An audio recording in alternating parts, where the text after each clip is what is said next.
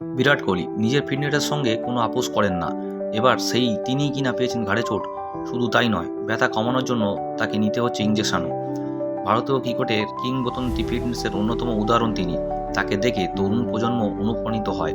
সেই বিরাট কোহলি কবে শেষ চোট পেয়েছেন, কবে তাকে শেষবার জাতীয় ক্রিকেট একাডেমিতে দেখা গিয়েছে, সহজে এর উত্তর খুঁজে পাওয়া যাবে না। বিরাট নিজের ফিটনেসের সঙ্গে কোনো আপোস করেন না। এবার তিনিই কিনা পেয়েছেন ঘাড়ে চোট। শুধু তাই নয়, ব্যথা কমানোর জন্য ইঞ্জেকশনও নিচ্ছেন তিনি। এই পরিস্থিতিতে বড় প্রশ্ন, তিনি কি আদৌ রঞ্জি ট্রফিতে খেলবেন? রঞ্জি ট্রফিতে 23শে জানুয়ারি দিল্লি ও সৌরাষ্ট্রের ম্যাচ। এক সূত্র টাইমস অফ ইন্ডিয়াকে জানিয়েছেন, বিরাটের সঙ্গে যোগাযোগ রাখছে Delhi and district cricket association. ওই সূত্র বলেন, বিরাট কোহলির ঘাড়ে চোট লেগেছে, এর ফলে তাকে ইঞ্জেকশনও নিতে হচ্ছে। হয়তো রঞ্জি ট্রফির বাকি দুটো ম্যাচে প্রথম তীরে হয়তো দেখতে পাওয়া যাবে না তাকে। ডিডিসিএ নির্বাচকরা আপডেট পেলে পুরো বিষয়টা পরিষ্কার হবে। ক্রিকেট মহলে এও শোনা যাচ্ছে যে বিরাট কোহলি দিল্লি টিমের সঙ্গে রাজকোটে অনুশীলনে যোগ দেবেন, তবে ম্যাচ খেলবেন কিনা তা এখনও স্পষ্ট নয়।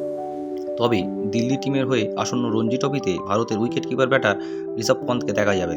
তিনি দিল্লি টিমকে নেতৃত্ব দেবেন।